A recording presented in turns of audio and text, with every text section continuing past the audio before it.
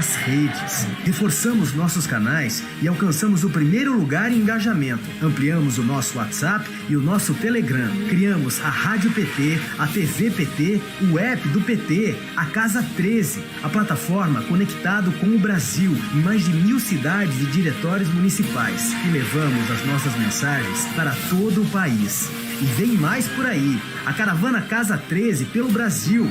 São dezenas de oficinas e ferramentas para fortalecer ainda mais o nosso partido.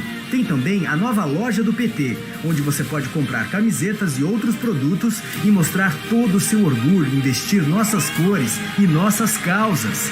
Se você já conhece os nossos canais, compartilhe. Mas se ainda não segue, conheça a nossa comunicação, divulgue e fique por dentro das novidades do nosso PT. Partido dos Trabalhadores. É o Partido da Esperança, conectado com o Brasil.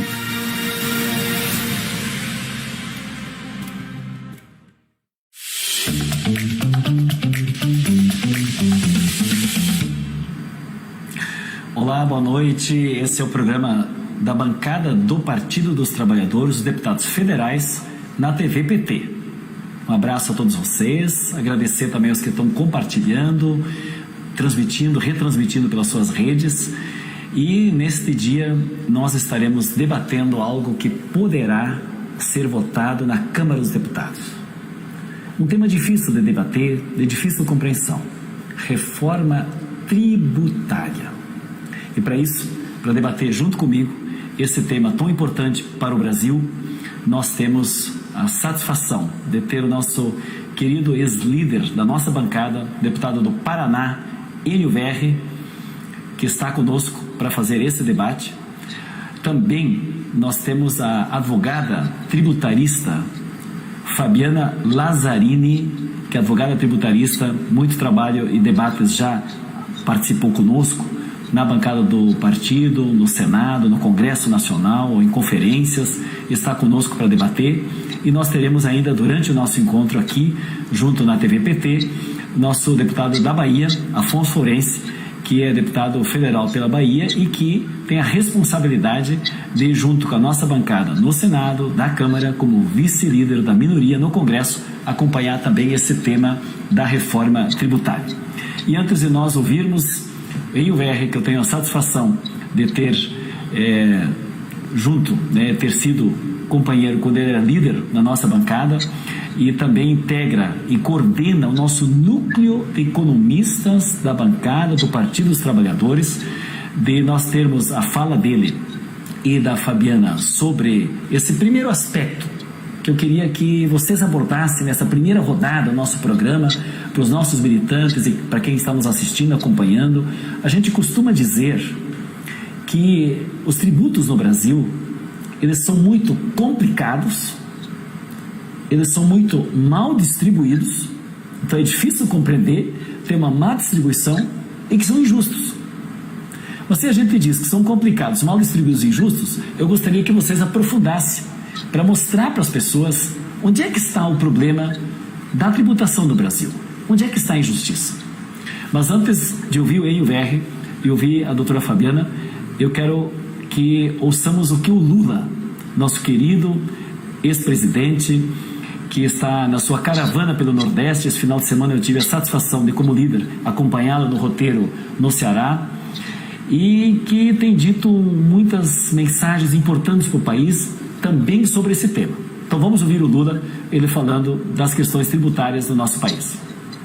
O problema é ter uma política de imposto de renda que seja justa, que as pessoas paguem de acordo com o que ganham. Se alguém ganha 700 mil euros por ano, tem que pagar mais do que alguém que ganha 50 mil euros por ano. Se alguém ganha 10 mil reais por ano, tem que pagar menos do que o cara que ganha 100 mil reais por ano. É fazer uma política tributária distributiva, em que cada um paga de acordo com aquilo que ganha, e o resultado dessa coleta é que você vai fazer política social, política de desenvolvimento, política de investimento em educação, saúde e obra de infraestrutura. O mundo inteiro é assim. Enio Verri, a frase, a síntese do Lula nos últimos dias tem sido essa, inclusive no Twitter, todos nós retuitamos e comentamos. O Brasil precisa colocar o pobre no orçamento e o rico no imposto de renda. Mas antes de nós falarmos das propostas do PT, eu quero que você avalie, Eilver, especificamente onde está o aspecto complicado, onde está a má distribuição, onde é que está a injustiça tributária no nosso país. Companheiro Eilver. Boa noite, Bongás. É um grande prazer conversar com você, Fabiana, que ajuda muita gente no debate das câmaras, a todos que estão nos assistindo aqui. Eu quero primeiro agradecer o convite, a oportunidade de estar aqui conversando com vocês.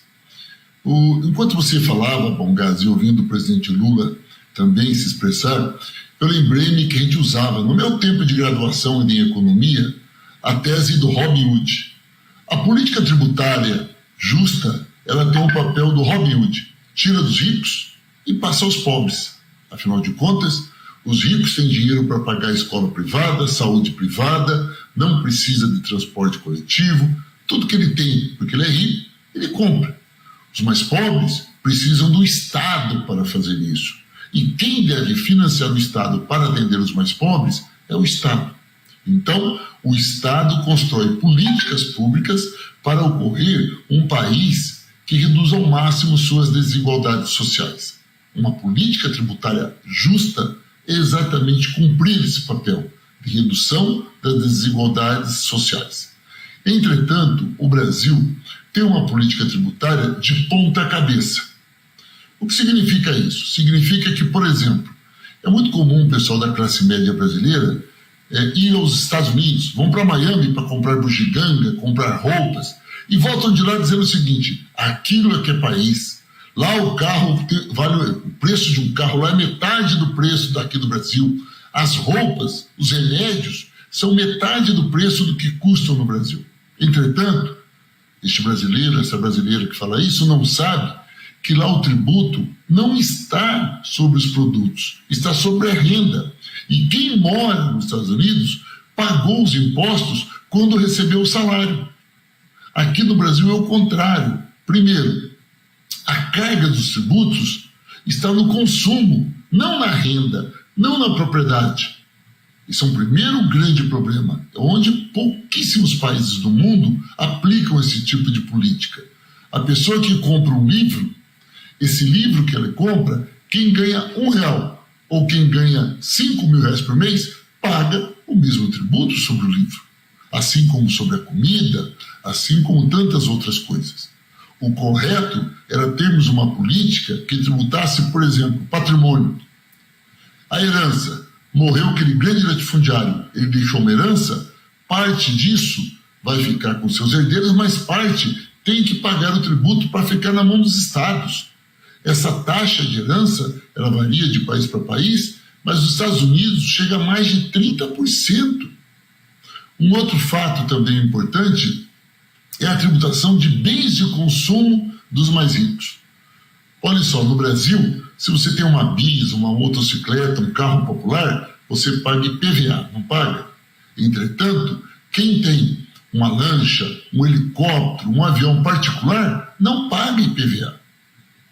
E, por fim, a nossa tabela de imposto de renda, esta é a maior expressão da injustiça tributária do Brasil.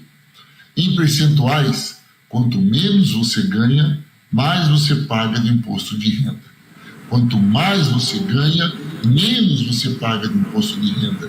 Portanto, o conjunto da política tributária brasileira, ela leva à concentração de renda ainda maior, fazendo com que os ricos fiquem cada vez mais ricos e os pobres cada vez mais pobres. Basta olhar a tabela de imposto de renda, quanto que você está me assistindo ganha e quanto você paga de imposto de renda.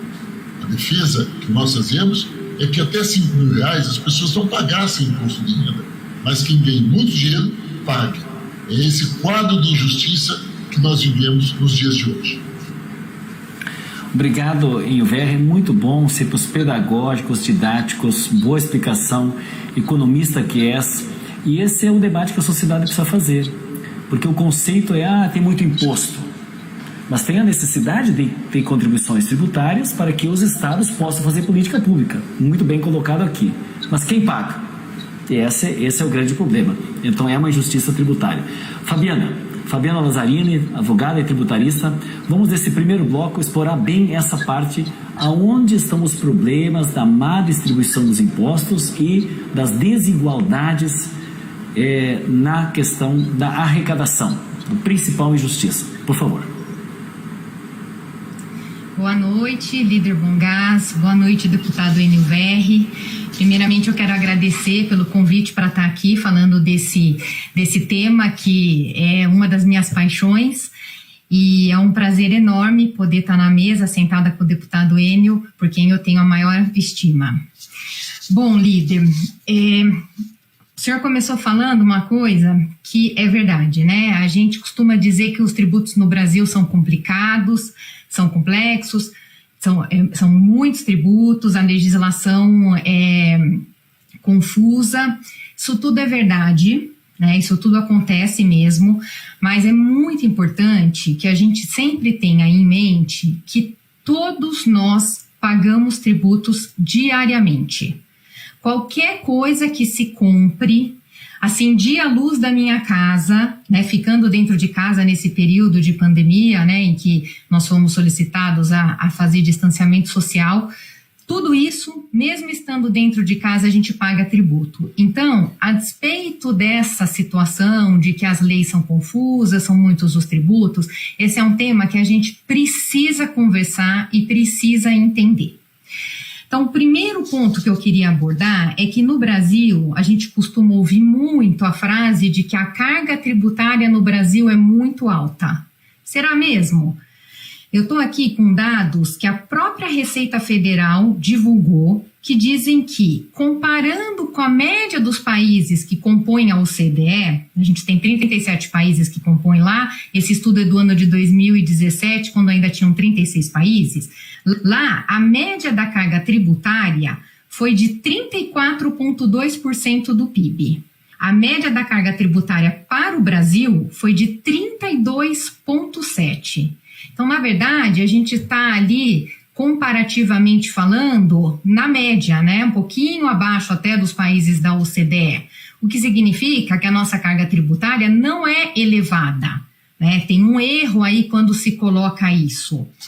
Agora, o ponto é, por que a nossa carga tributária é tão ruim? Justamente porque a distribuição dela acontece de uma forma que pesa mais sobre as pessoas que ganham menos.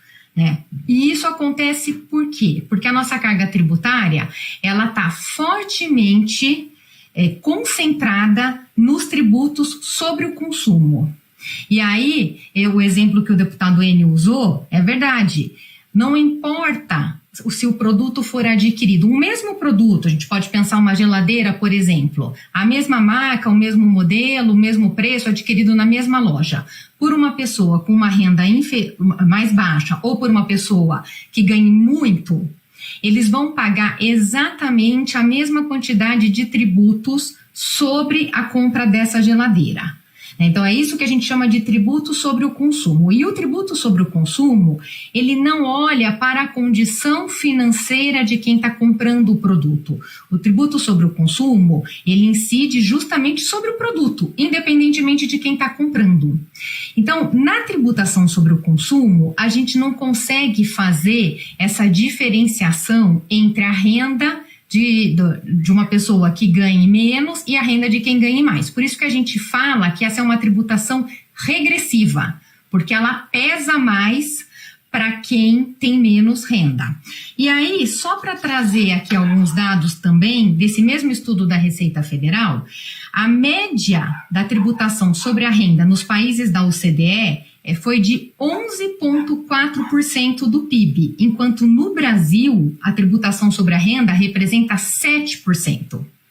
Então a gente tem uma diferença significativa aí. E em relação à tributação de bens e serviços, ou seja, a tributação sobre o consumo que nós estamos conversando aqui, a média dos países da OCDE é de 11%, enquanto o Brasil tem uma média de 14%. Então, a injustiça força da nossa tributação, ela reside justamente no fato de que a maior parte da nossa carga está concentrada na tributação de bens e serviços, o que não leva em consideração aquilo que a gente chama de capacidade contributiva de quem está comprando, e a capacidade contributiva é um termo que vira e mexe aparece na imprensa, e o que é isso? Nada mais é do que levar em consideração a renda oferida pela pessoa. Então, quem ganha mais tem mais capacidade contributiva e, portanto, pode contribuir com mais. Quem ganha menos, por consequência, tem menos capacidade contributiva, então deveria ser menos onerado pelo tributo. Isso está totalmente em linha com a frase do presidente Lula, que ele fala, né, que paguem de acordo com o que ganham. Exatamente isso. Para a gente ter um sistema tributário justo, a gente precisa que a carga esteja distribuída sobre quem ganha mais de forma mais pesada, porque são essas as pessoas que têm mais capacidade contributiva. Obrigado, Fabiana. Nós vamos continuar ainda nesse aspecto e eu gostaria de chamar o Enver para nós falarmos um pouco mais sobre o imposto de renda. Porque vocês falaram aqui que uma das grandes injustiças é se nós pesamos mais no consumo, então se o povo compra 1 quilo de feijão, o cara mais pobre, e o cara mais rico compra 1 quilo de feijão, vai pagar o mesmo imposto?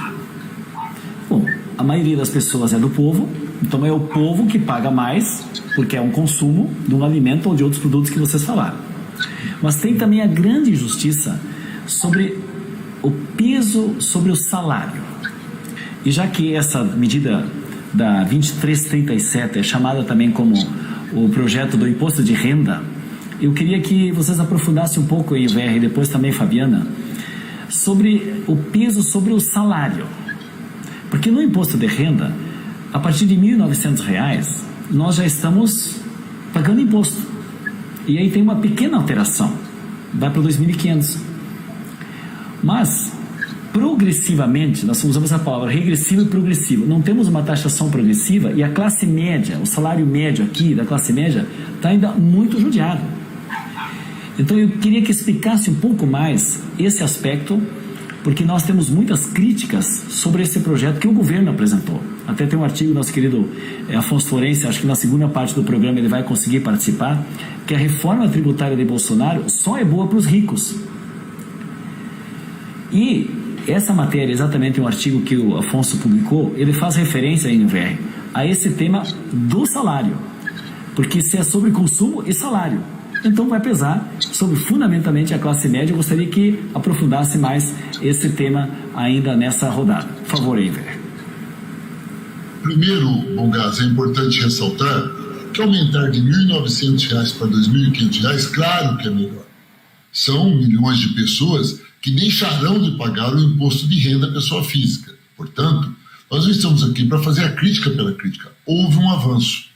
Só que um avanço absolutamente insuficiente. Se nós vejamos, nós temos aqui a lei que diz o seguinte: quem tem lucros e dividendos não paga imposto de renda. Portanto, essas pessoas que ganham muito dinheiro, apresentadores de televisão, jogadores de bola, cantores, altos executivos, eles não são registrados em carteira com o seu salário. Pelo contrário, eles abrem uma empresa e tiram, eles prestam serviço, emitem um documento, um recibo de pagamento autônomo e tiram o seu salário na forma de lucros ou dividendos. Consequentemente, eles não pagam imposto nenhum. Então, quem ganha muito não paga imposto de renda, porque eles transformam-se em pessoa jurídica e com isso ficam isentos. Agora, quem é que paga imposto de renda no Brasil? Aqueles que têm o registro em carteira. Logo, são aqueles, em sua maioria, que ganham pouco ou servidor público, porque o servidor público tem que ganhar tudo na folha de pagamento.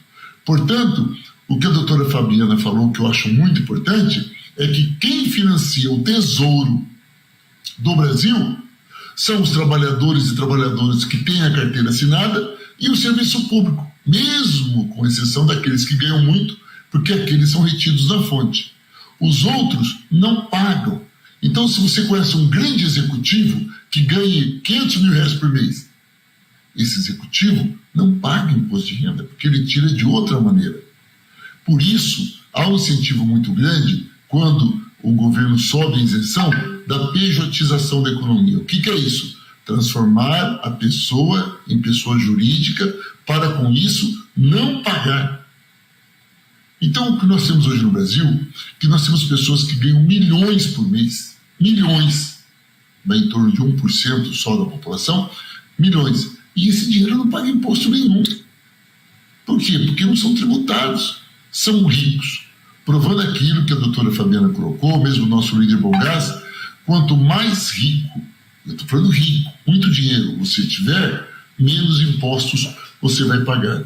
E aí tem a tática do planejamento tributário, que é um nome elegante para se dizer o seguinte: achar uma alternativa para não se pagar impostos.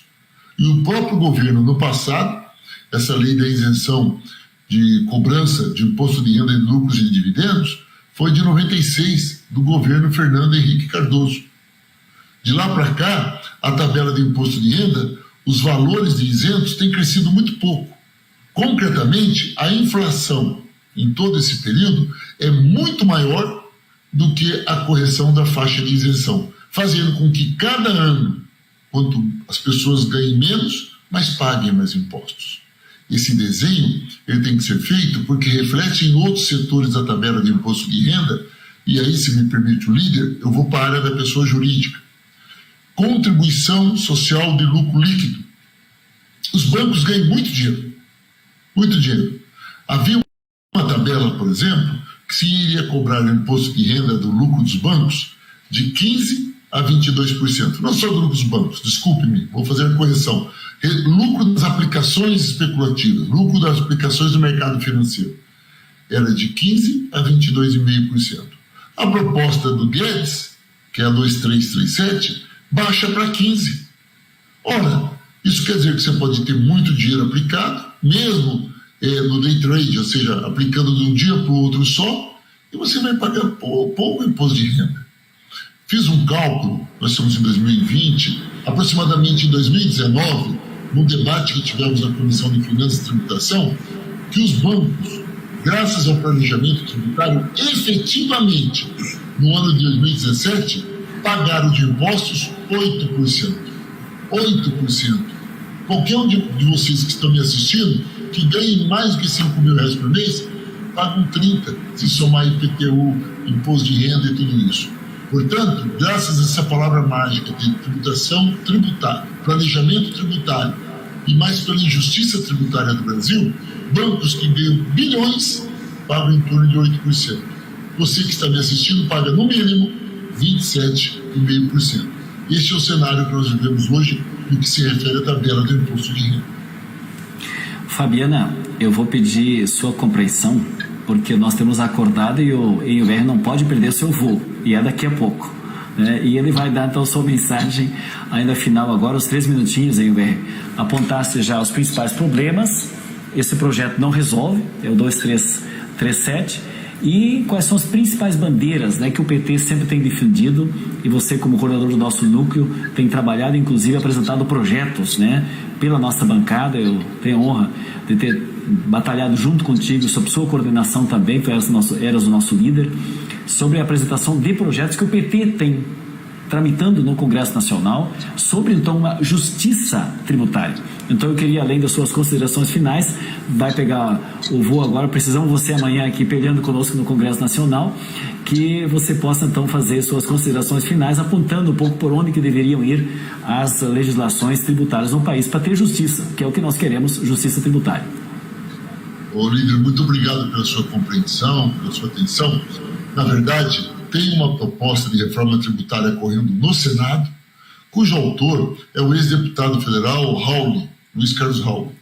Tem uma proposta de reforma tributária correndo na Câmara, cujo autor é o deputado Baleia Rossi, do MDB de São Paulo. E tem uma emenda a esse projeto do deputado Baleia Rossi, a emenda número 178, apresentada pelos partidos de oposição, encabeçado pelo PT, cujo coordenador de negociação é o nosso querido deputado Afonso Florenci, que chama-se da Reforma Tributária Solidária. Essa proposta de reforma tributária, ela é um compêndio. Ela é a soma daquilo que historicamente aqueles parlamentares que defendem uma distribuição de renda mais justa para o Brasil querem transformar em lei. Uma tabela de imposto de renda que tenha mais níveis, que a isenção do imposto de renda seja para salários maiores, para tributar o patrimônio, para tributar a renda, em especial as grandes rendas, aumentar a tributação sobre os bancos, sobre os grandes especuladores. Então nós temos um desenho tributário justo que garantiria um desenvolvimento econômico e social enorme para o Brasil ser aprovado. Nossas dificuldades, lógico, é que a maioria do parlamento tem compromisso com o grande capital, não com o povo. Daí as dificuldades que temos no dia a dia para aprovar o nosso projeto.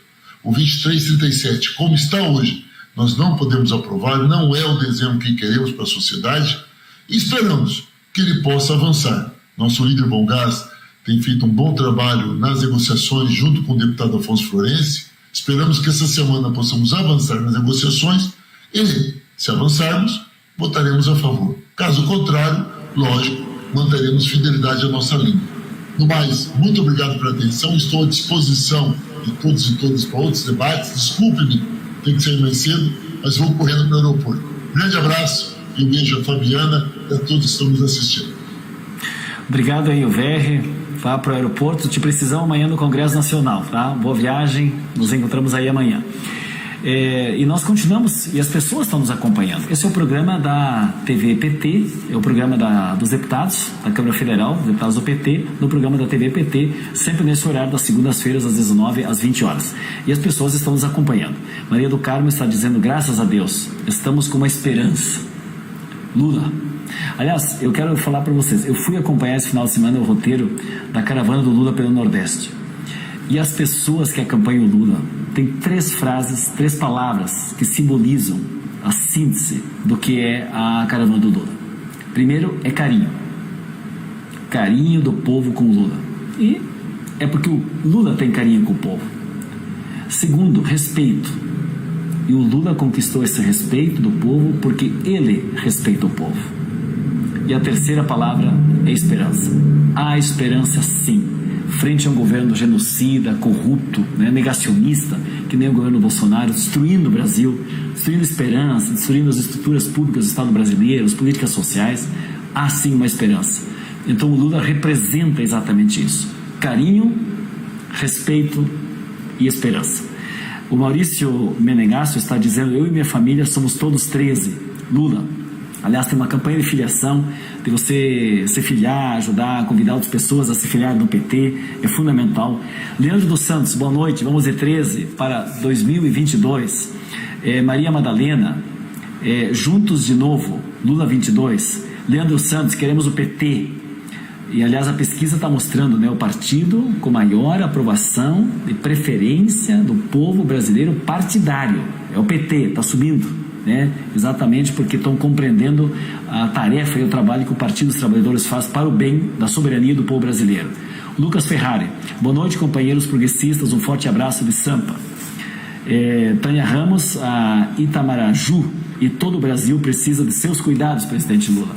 Olha, aqui é o carinho, a manifestação das pessoas que eu pude colher também na caravana que o Lula está fazendo, continuando hoje no Ceará, depois indo para a Bahia e também para o Rio Grande do Norte, ainda esta semana, nesta caravana. Fabiana, doutora Fabiana Lazzarini, tributarista, advogada, nós vamos continuar refletindo essa resposta objetiva. Se há injustiça tributária, nós precisamos de justiça tributária. Esse projeto que o governo apresentou, o 2337, que está para ser apreciado na Câmara dos Deputados, responde a essas questões? Quais são os problemas que ainda estão? Quais as críticas que você faz a esse projeto por não atender ainda as demandas necessárias para a população brasileira? Diga lá, Fabiana.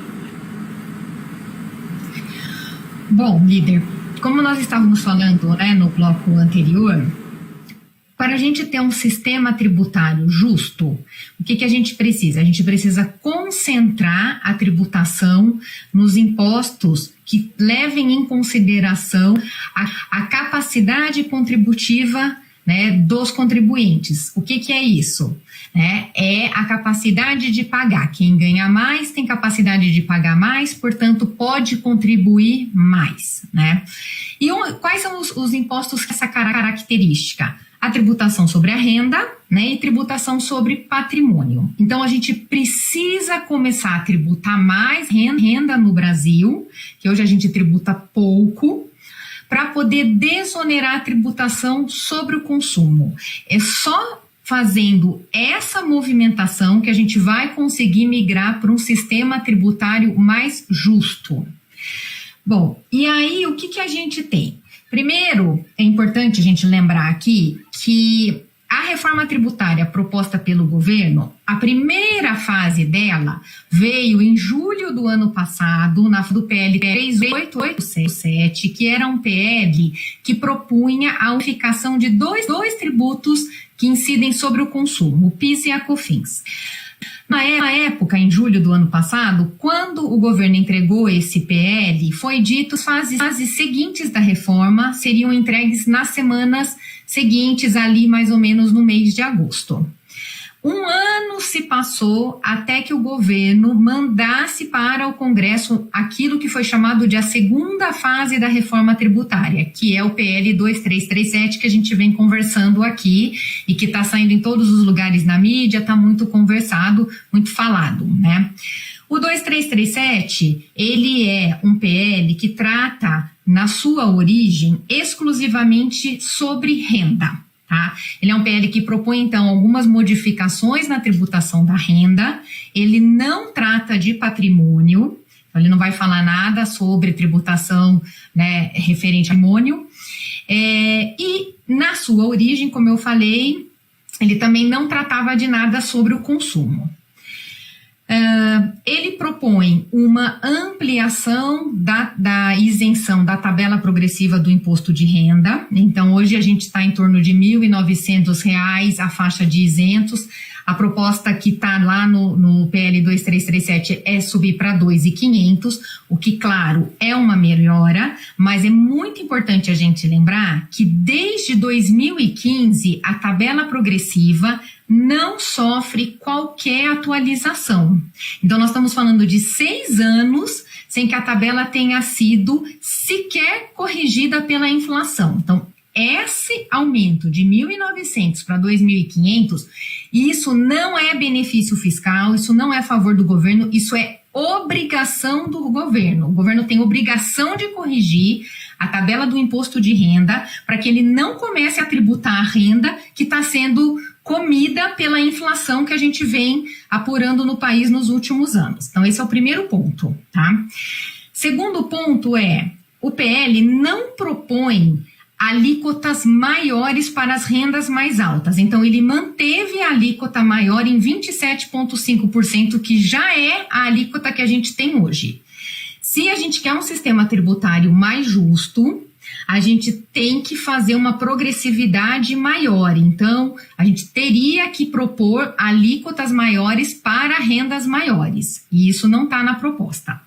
Segundo ponto, né, como o deputado Enio Verri falou, desde 1995, o Brasil não tributa a distribuição de lucros e dividendos. O que é isso? Lucros e dividendos é o resultado que as empresas geram. Então, a empresa, né, tem o faturamento dela, aí ela tem todos os custos e despesas para ela operar. Então, o resultado positivo, a diferença entre o faturamento e esses custos e despesas é o que a gente chama de lucro. E esse lucro, ele é uma remuneração do dono da empresa, tá? Do sócio ou do acionista. O Brasil, quando o sócio na pessoa física recebe essa remuneração, ela não é tributada.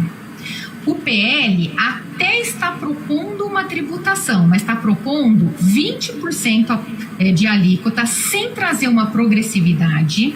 E no substitutivo apresentado pelo relator, a gente tem uma proposta de isenção nessa tributação que é muito significativa, porque ele propõe que empresas com faturamento até 4,8 milhões, os lucros distribuídos por elas não serão tributados para fins de distribuição de lucros e dividendos. Ou seja, A gente está falando de uma isenção muito grande que perpetua essa questão da regressividade do sistema, porque a gente deixa de fora uma parcela importante das pessoas que estão hoje recebendo lucros e dividendos. Fabiana, esse aspecto eu gostaria que você continuasse a aprofundar, porque tem duas consequências nesse tema ao colocar lucros e dividendos, imposto de renda sobre pessoa física, mas diminuir sobre os lucros da pessoa jurídica. Aqui nós temos, aqui tem a proposta do PT, a gente vai entrar logo na sequência da proposta tributária sustentável, que já está aparecendo na tela aqui, que é o próximo ponto que nós vamos aprofundar, mas eu queria que antes de nós entrássemos nesse aspecto, que a gente aprofundasse a consequência disto, porque ao governo reduzir o imposto de renda sobre a pessoa jurídica, ele vai ocasionar um gravíssimo problema aos nossos municípios, aos nossos estados, porque parte desse recurso do imposto de renda no cômputo da distribuição do FPM e do FPE, que é o Fundo de Participação dos Estados e dos Municípios, ele é originário desse recurso. Então, quando se fala que esse projeto ele rompe o pacto federativo, é disso que nós estamos falando. Eu queria que você aprofundasse mais esse aspecto, e o outro aspecto é exatamente a redução, porque ele quer compensar o imposto de renda sobre a pessoa jurídica com o pagamento, então, a cobrança nova que está sendo feita agora sobre os lucros e dividendos das pessoas individualmente. Então, acho que esses dois aspectos são consequências claras, porque há uma consequente no planejamento contábil, né, a possibilidade de se fazer muitas micro e pequenas empresas entre os sócios, que vai impedir que haja a contribuição ao tesouro do tributo. Exato. Então, assim, antes de eu entrar especificamente nesse ponto, líder, eu queria só trazer um dado que eu acho muito relevante para que as pessoas tenham uma ideia de quando nós estamos falando que lucros e dividendos não são tributados no Brasil. A gente tem um estudo divulgado pela Receita Federal. Aliás, não é um estudo, eu vou corrigir. A Receita Federal, ela sempre divulgou um documento chamado de Os Grandes Números da Declaração de Imposto de Renda da Pessoa Física. E esse material é um material muito interessante, é um material muito rico, muito importante de se conhecer, né, da gente conhecer e estudar para entender como é que se dá a tributação na pessoa física no Brasil. É uma pena que o último documento divulgado foi referente à declaração entregue no ano de 2019 e que é referente ao ano base 2018. De lá para cá, a Receita Federal deixou de divulgar esse documento. Então, a versão mais atual que a gente tem é que se refere aos dados do ano calendário de 2018. Naquele ano, a gente teve que 3.200.000 pessoas, aproximadamente, declararam ter recebido lucros e dividendos, tá? Desse total, né, desse total, dessas 3.200.000 declarações, 2.444 pessoas receberam, naquele ano, a título de lucros e dividendos, um montante de 192 bilhões de reais. É isso mesmo, 192 bilhões de reais foram recebidos em um ano por um total de 2.444 pessoas, sem qualquer tributação. Então, assim, a margem, né, a discrepância entre a tabela progressiva, que é a base para a tributação do assalariado e do servidor público, é muito grande, né? A gente não tem nenhum assalariado e nenhum servidor público recebendo esse valor num ano. Então, esse é o primeiro ponto. E aí, o que acontece? Então, existe uma discussão, dado que a distribuição de lucros e dividendos, ela vem da atividade da empresa, então, portanto, existe uma tributação na empresa, e após essa tributação você faz a distribuição de lucros, existe um debate, tá, muito grande, assim, muito acalorado em relação a como se deve lidar com essa tributação na empresa e a tributação na pessoa física, né? Eu pessoalmente entendo que são duas incidências distintas, né? E que a gente deve sim retomar a tributação na pessoa física também. Só que, como houve uma tributação na pessoa jurídica, então, né, o que se discute, inclusive do ponto de vista econômico, é que deve haver ali uma calibragem entre a alíquota aplicável para a empresa e a alíquota que vai ser aplicável para a pessoa física.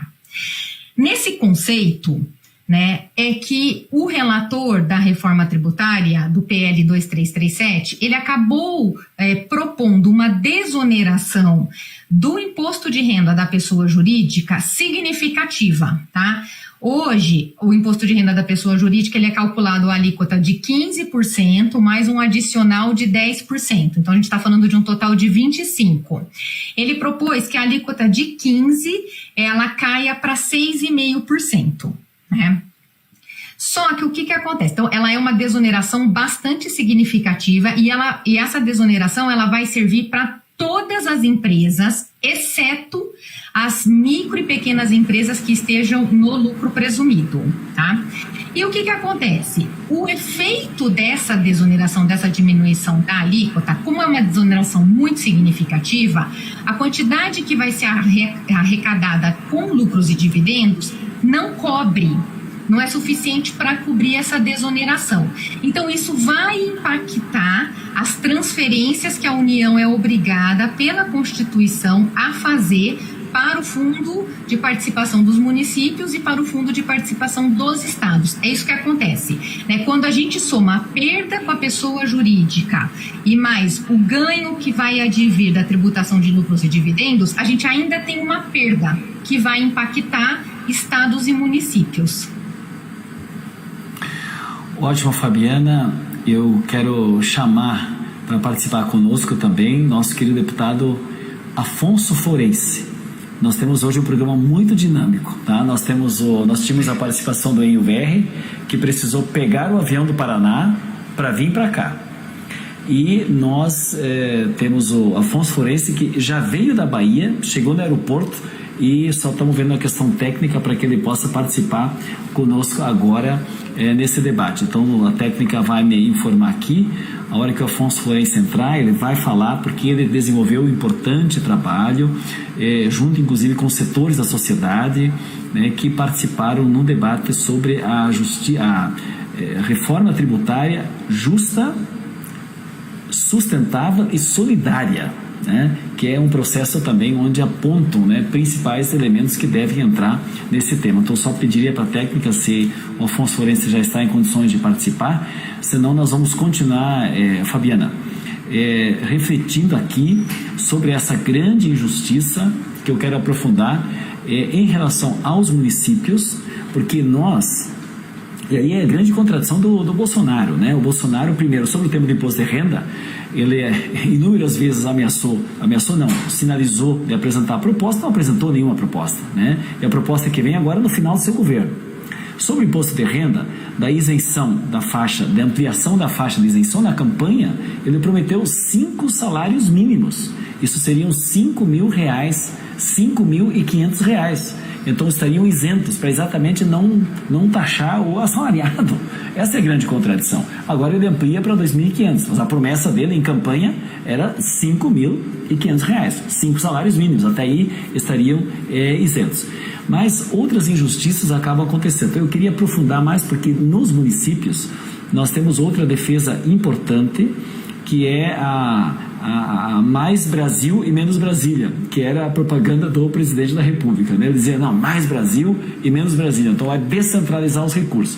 O Lula, na época, em relação ao FPM, e essa é a parte do retorno aos municípios, na Constituição alterou um ponto na alíquota a mais no ano para o repasse a mais para os municípios. E isso foi manifestação dos prefeitos, na marcha dos prefeitos e no diálogo que o nosso governo com o presidente Lula fazia, né, com os prefeitos. Depois, a presidenta Dilma também, em 2 anos, colocou mais um ponto, 50% em cada ano, para repassar mais recursos aos municípios, porque é lá na ponta que tem que ter mais recursos. E agora o presidente Bolsonaro a proposta que ele tem, Fabiana, é um absurdo. O 1 ponto será distribuído em 4 anos, 25% em 4 anos, 1/4 a cada ano. Isso é inaceitável. Nós queremos puxar isso para o máximo em 2 anos e votar logo, para que os municípios possam receber recursos. Em alternativa à política tributária de Bolsonaro, que privilegia os ricos, o PT defende uma reforma justa e solidária. Nós estamos com um problema técnico da presença do nosso querido deputado Afonso Forense. Enquanto isso não se resolve, eu volto a chamar a Fabiana, porque a Fabiana participou na elaboração então dessa proposta, e nós já estamos também indo para o final do nosso programa, para que a gente possa considerar então quais os elementos. Se essas propostas não resolvem, não são solução, mantém a regressividade, pesa muito sobre consumo, pesa muito sobre salário, não pesa sobre patrimônio, sobre fortunas, né? Não tem a progressividade, rompe o pacto federativo, prejudica, portanto, os municípios e os estados. Qual seria a melhor proposta? E dentro da reforma tributária justa e solidária, que você ajudou a debater, quais são os elementos, então, para a gente passar a ter uma justiça tributária? Quem devia pagar essa conta? Quem devia ser e onde deveriam estar as contribuições? Então, eu queria que você desenvolvesse um pouco esse raciocínio sobre essa tarefa importante, porque nós podemos estar votando ou não, dependendo da incorporação ou não de elementos que nós buscamos desse debate e do histórico do PT em relação à justiça tributária. Diga lá, Fabiana. A reforma tributária justa, solidária e sustentável, ela é uma emenda que foi elaborada era simplificar a tributação sobre o consumo, que é uma demanda que existe e é uma demanda justa. De elementos que nós buscamos desse debate e do histórico do PT em relação à justiça tributária. Diga lá, Fabiana. A reforma tributária justa, solidária e sustentável, ela é uma emenda que foi elaborada, né, pelo PT, juntamente com os partidos de oposição de esquerda, tiveram a liderança ali do deputado Afonso Forense, e essa emenda ela foi apresentada à PEC 45, que era a PEC que estava tramitando na Câmara dos Deputados, e essa PEC, ela tratava exclusivamente de consumo, né? Então, o principal objetivo dela era simplificar a tributação sobre o consumo, que é uma demanda que existe e é uma demanda justa, ela é correta. De fato, como a gente estava falando no começo do programa, a tributação no Brasil é complexa, é confusa, são muitas leis, e isso falando de uma maneira geral. Quando a gente fala especificamente da tributação do consumo, é muito pior, inclusive, né? Por ser estadual, a gente tem uma legislação federal que dita as regras principais, mas os estados estão livres ali para fazer a sua regra, né, local. Então, são 27 legislações diferentes, e a gente tem também a questão do próprio ISS, que é municipal. Enfim, a gente tem um arcabouço ali bastante, né, diverso e muito complexo. Então, a PEC 45, ela trazia uma proposta de unificação desses tributos sobre o consumo, naquilo que se costuma, que se apelida de imposto sobre valor agregado, né? Então, a gente passaria a ter um único imposto. Eu estou vendo que o deputado Afonso, ele está se juntando a nós, líder, e o deputado Afonso, sem sombra de dúvida, é a melhor pessoa para falar da PEC, da emenda justa e solidária, porque ele foi a pessoa que mais, enfim, né, defendeu e esteve à frente dessa emenda. Então, eu vou voltar a palavra para você. Não, vocês que estão acompanhando, nossas pessoas amigas que estão acompanhando a TV PT na Câmara, da TV PT, estão vendo que a Fabiana, além de ser tributarista e advogada, está uma boa coordenadora para nós passar agora a palavra para o nosso querido Afonso Forense. Afonso Forense está vindo do aeroporto, se deslocando, nesse momento já em Brasília, chegou da Bahia. Afonso Forense, nós já fizemos todas as referências do seu trabalho na construção dessa reforma tributária justa, solidária e sustentável. E o EIUVR participou conosco, ele já saiu do programa porque vai se deslocar para Brasília, lá do Paraná. Você já veio da Bahia para participar conosco, que precisamos aqui para o debate. Você que está coordenando, né, pelo Congresso como vice-líder da minoria e também designado pela nossa bancada, junto com a minoria e a oposição. Então é muito importante que você esteja conosco. Está se deslocando agora do aeroporto até o Congresso Nacional. E eu queria, Afonso, nesses últimos minutos, nós já abordamos as injustiças que esse projeto não atende de fato às nossas demandas, mas nós estamos agora na finalização, trabalhando os aspectos que nós então entendemos que são a base desse projeto real de reforma tributária justa, sustentável e solidária. Então eu vou passar para ti, Afonso Forense, para que você possa fazer essas considerações. Bom, líder, saudar em seu nome, Bongás, só coloca isso. Os partidos de oposição, e dizer que peço desculpa por ter feito esse atraso e entrar aqui no carro, porque depois da reunião da bancada, hoje à tarde, para continuar a colocar a posição da oposição e do PT, pegamos o voo para Brasília. Parabenizar o trabalho da assessoria do PT, a Fabiana está aí conosco, mas o Gonzaga, o Raul, o Emílio, e também da assessoria lá no Senado, o Antônio Negromonte, o Bruno Moretti, o Gustavo Falcão, o Messias, e dizer que nós apresentamos a única proposta que organiza, que praticará, se executada, a justiça tributária, que é a emenda substitutiva global 178. Ela foi construída em diálogo com a sociedade civil organizada, em especial com a FENAFISCO e outras entidades. E hoje ela é uma referência, sem exagero, internacional. O governo propôs o PL 3887, que é uma majoração de alíquota de PIS e COFINS unificando.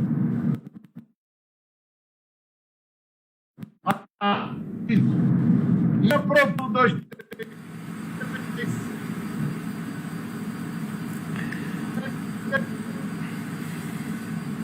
Estamos com um problema técnico. Eu não contato, deve ser internet aqui no projeto onde ele está dando. Isso, Afonso. Continua, Afonso. Isso, pode continuar. Então, o PT teve êxito junto com o PSOL. Nós conseguimos retirar falta duas semanas consecutivas.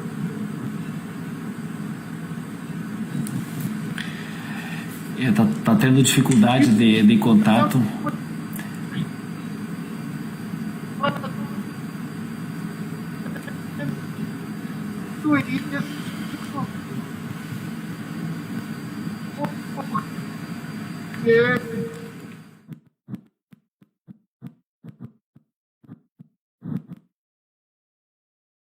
Tem um problema de internet nesse trajeto, não está pegando bem, mas eu quero destacar aqui, eu acho que nós concluímos então com a Fabiana, porque o relato que o Afonso está dando, a Fabiana acompanhou de perto, sob a coordenação exatamente política, né, do nosso querido companheiro Afonso Forense, que nos representa e muito bem né, nesse debate. Ele é integrante também, junto com o Enver, do nosso núcleo de economistas, né, nas atividades na Câmara dos Deputados. E esse projeto é fundamental, né, Fabiana? Nós podemos incorporar a ideia do conceito junto com a sociedade. Primeiro, um debate democrático com a sociedade, que esse projeto 237 também não contemplou. 2337 não contemplou o debate junto com a sociedade. Nós fizemos isso. E tem propostas das entidades da sociedade civil, economistas, acadêmicos, né, as federações, né, que trabalham exatamente na área tributária em governos estaduais. Tem as relações com o Confas, enfim, a FENAFISCO, da FISCO, enfim, as entidades que o Afonso Forense estava citando, mas que tem eixos básicos nesse projeto para chegarmos a uma justiça tributária no Brasil. Então eu gostaria que você fizesse mais algumas considerações para ficar completa essa resposta que o Afonso, né, estava fazendo nesse momento, que tem dificuldade por causa da internet no deslocamento dele. Por favor, Fabiana. Sim. Essa emenda, né, como eu estava falando, ela veio a PEC 45. A PEC tratava exclusivamente da tributação sobre o consumo, mas nós sempre defendemos que a reforma, para ela se, inclusive, ter de fato esse nome de reforma, né, é muito importante a gente lembrar disso. Ela precisa olhar para a carga tributária como um todo, né? E existe uma discussão se deve-se começar pelo consumo ou deve-se começar pela renda. A gente defende que o início deveria ser a renda, mas como a PEC 45 tratava de consumo, então qual que foi a proposta que o PT trouxe na emenda 178 em parceria com os partidos de oposição? Que a reforma não ficasse restrita ao consumo, mas que ela avançasse também sobre renda e sobre patrimônio. E aí é importante a gente destacar essa participação muito grande da sociedade civil na construção da emenda 178, que avançava, além de renda e patrimônio, tinha também uma série de medidas voltadas para a sustentabilidade, que é outro ponto de extrema importância, que a gente precisa numa reforma que se proponha a de fato carregar esse nome, olhar. A gente tem que olhar para meio ambiente, tem que olhar para essas questões de sustentabilidade. Então, a 178, ela fazia isso, né, de uma forma mais ampla. Ela privilegiava os conceitos que a gente entende que são os que direcionam uma reforma justa, então a progressividade, né, um aumento na tributação de renda e patrimônio para que se possa desonerar o consumo, porque é só aumentando renda e patrimônio que a gente vai ter condição de fazer a desoneração do consumo, que é tão necessária para desonerar, né, a população mais carente, mais vulnerável, que também paga tributo toda vez que faz qualquer compra. Então, a reforma justa e solidária, ela tinha esse espectro bastante amplo, né? E ela estava atrelada à PEC 178, a proposta, na verdade, era uma emenda substitutiva global, então ela substituiria o texto da PEC 45 completamente, né? E ela tem sido a base para a discussão de todos os projetos que vieram após, né? Então, na discussão do 3887, que foi aquele que eu mencionei que era a primeira fase da reforma, a gente usou 178, e agora na 2337 ela também tem sido a nossa orientação, porque lá consta tudo que a gente defende para uma reforma de fato justa. Muito bem. Fabiana, o contato foi refeito com o nosso querido deputado Afonso Forense, e eu queria, Afonso Forense, a Fabiana continuou explicando o que era a nossa proposta da reforma justa e sustentável, e eu queria que, ao final agora, Afonso Forense, você pudesse fazer uma síntese daquele documento, das questões que foram apresentadas pela minoria, divulgadas, inclusive, com toda a transparência, sobre que elementos precisariam ainda ser levados em consideração, que o 2337 não levava em consideração. Você construiu esse documento, gostaria que fizesse uma síntese, e aí nós vamos para a conclusão do nosso programa. Já pode fazer as suas considerações, que nós já batemos o nosso horário aqui para a conclusão do trabalho. Mas você pode fazer a síntese, porque esse documento é muito importante e nós transparentemente apresentamos ele, cobrando do governo uma alteração do projeto que está tramitando neste momento na Câmara. Afonso Forense. Não, mas eu aí pelo O fato de estar em deslocamento é porque tem que pegar essa tarefa aí a partir de hoje à noite com o relator. Nós estamos pontuando a tributação de lucros e dividendos, que ela tem que ser progressiva. Por isso, defendemos alíquota maior para as distribuições de maior volume. Além disso, no relatório do relator, há um instrumento que permitirá o planejamento tributário. Nós defendemos a garantia de que não haverá elisão fiscal, que não haverá planejamento tributário. O que é que isso quer dizer? Que não pode ter jeitinho legal para os contribuintes de lucro e dividendo deixarem de pagar.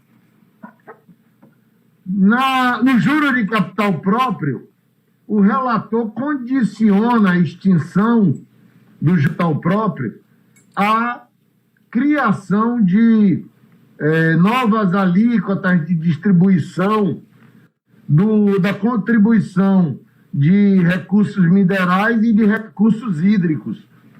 Nós achamos que não pode ser condicionado. Além disso, nós queremos aumentar a faixa de isenção do imposto de renda da pessoa física e queremos que a declaração simplificada não sofra esse verdadeiro ataque que está sofrendo da proposta do governo Bolsonaro. O governo Bolsonaro vai fazer a classe média pagar mais impostos.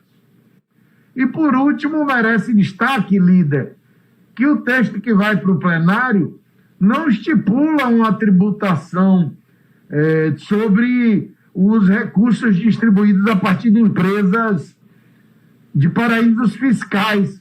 Isso é um absurdo.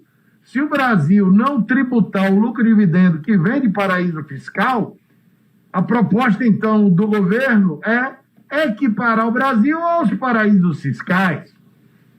Por último, nós também somos contra o aumento dos remédios, dos fármacos.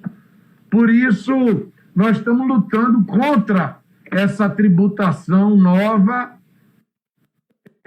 em contribuições sobre remédio, que é uma forma de querer aumentar a arrecadação. Essa é basicamente a nossa posição, líder. Parabenizar a sua condução e dizer que nós vamos continuar com a obstrução orientando contra. Obrigado, líder. Obrigado, Afonso. Te agradeço muito e parabenizo. Nossa bancada se sente orgulhosa pelo trabalho que tu fazes nessa coordenação.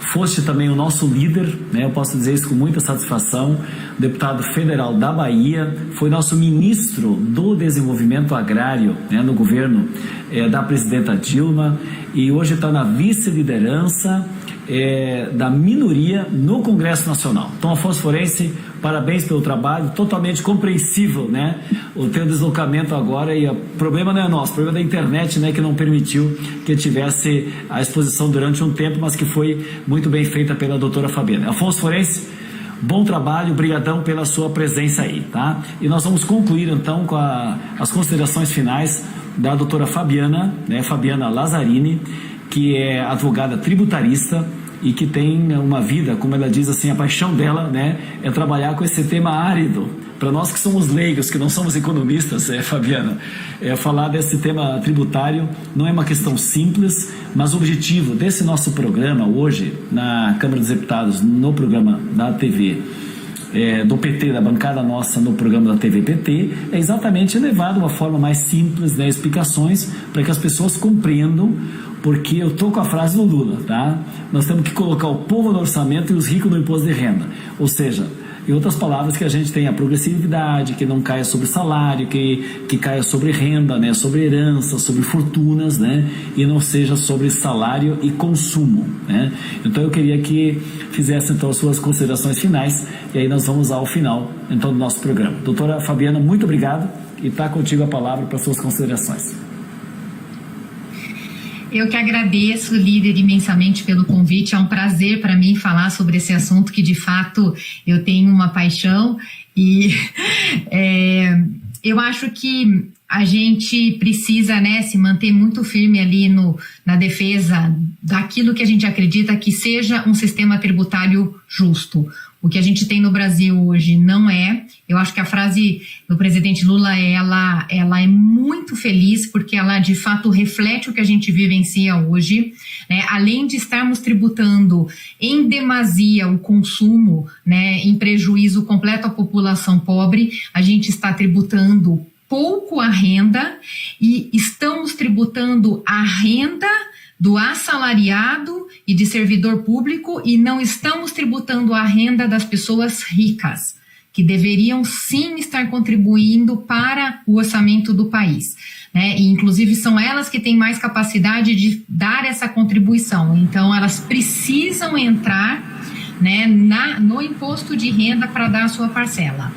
E acho que essa é a principal objetivo, a gente avançar na tributação da renda para termos uma progressividade maior e um sistema tributário mais justo. E apesar da aridez do tema, a gente não pode deixar de conversar sobre ele sempre que for possível, porque todos nós pagamos imposto e a gente tem que entender como a gente paga, e quem está pagando a conta hoje, de fato, não são os ricos, né? Desculpe, eu vou pedir mais um tempinho de compreensão, mas num minuto, que você explicasse um aspecto que nós não abordamos hoje à noite aqui, que é importante no imposto de renda. A alteração na declaração simplificada. Essa alteração é importante porque isso mexe direto nos assalariados e na classe média. Eu gostaria que, num minuto, muito resumidamente, você pudesse explicar essa alteração na declaração simplificada, que ela é, para mim, substancial neste momento. Vou ser bem objetiva, de fato a gente acabou não abordando esse aspecto que é muito importante, que são muitas, né, os temas para a gente tratar, mas o que acontece? Hoje, qualquer pessoa, independentemente da renda auferida no ano, pode entregar a declaração no modelo simplificado, que significa o quê? Que essa pessoa vai ter um desconto para efeito de cálculo da base do imposto de renda da pessoa física, um desconto de 20% do valor total da renda auferida no ano, limitado, porém, esse desconto a cerca de R$ 16.700 arredondando, tá? Mas eu não tenho um limite de renda para entregar essa declaração. Então, o que acontece hoje? Se uma pessoa que ganha, por exemplo, R$100 mil entrega a declaração simplificada, como 20% de R$100 mil vai dar acima dos 16 mil, então o desconto dela vai ser os 16.700 e o imposto vai ser calculado em cima disso. Tá? O que está proposto no PL 2337? Uma limitação para que a declaração simplificada só possa ser entregue para pessoas cuja renda anual tenha sido de até R$40 mil. Isso é muito significativo. Hoje, só para se ter uma ideia, mais da metade, 57%, dados de 2018, das declarações de imposto de renda da pessoa física foram entregues no modelo simplificado. Esse modelo simplificado, como você tem o desconto padrão, a pessoa não precisa ficar guardando o recibo de consulta médica, a pessoa não precisa ter essa preocupação com a parte de comprovação da despesa. É bom para a pessoa, é bom para o fisco, porque diminui significativamente os gastos com a fiscalização, e é bom inclusive para a arrecadação em si, né? Porque você acaba tendo aí, né, como é um mecanismo facilitado, então de fato é uma contribuição grande. O PL está fazendo essa limitação, isso vai atingir as pessoas de classe média, média-baixa, que tem aí uma renda mais baixa e que não vão poder entregar mais essa declaração. Você vai ficar limitado a 40 mil, quem está um pouco acima disso já muda para a declaração completa, com uma chance efetiva de ter aí uma majoração, né, na sua alíquota efetiva de imposto de renda. Ou seja, no fundo, essa não declaração mais simplificada, da forma como ela vinha sendo, as pessoas vão acabar pagando no salário, principalmente classe média, mais imposto de renda. Essa é a expectativa que a gente tem. Gente, nós estamos encerrando o nosso programa. Agradecemos muito, doutora Fabiana, muito obrigado. Afonso Forense e NVR que participaram conosco. E nós continuaremos nesse debate. Talvez vá à votação essa semana. Talvez voltaremos com outros programas sobre esse tema, porque é muito importante. Nós precisamos de um Estado que tenha recursos, só que arrecadados de uma forma justa, para ter uma boa distribuição, de uma forma simplificada, o mais simplificada possível, para que as pessoas tenham também retorno dessa tributação para bem desenvolver e ter a presença do Estado brasileiro com grandes políticas sociais para que a nação como um todo se desenvolva e bem. Muito obrigado. Esse foi o programa da bancada do PT na Câmara dos Deputados, na TV PT. Muito obrigado. Até uma outra oportunidade. Boa noite.